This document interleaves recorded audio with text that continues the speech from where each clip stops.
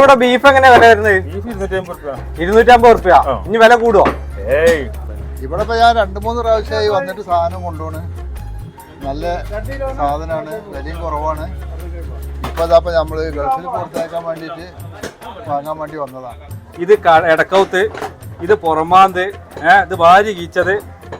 കേരളത്തിന് നിങ്ങളെ യൂട്യൂബ് ഇതിൽ കണ്ടിട്ടേ കാസർഗോഡ് മുതൽ കന്യാകുമാരി വരെ വരുന്നുണ്ട്. ലക്ഷദ്വീപ് നടക്കം ആൾ ഇവിടെ വരുന്നുണ്ട്. ഇവിടെ ആട്ടിറച്ചി എങ്ങനെയൊന്നും വില ഇവിടെ 650 റുപ്യാണ് ആട്ടിറച്ചി റേറ്റ് വരുന്നത്.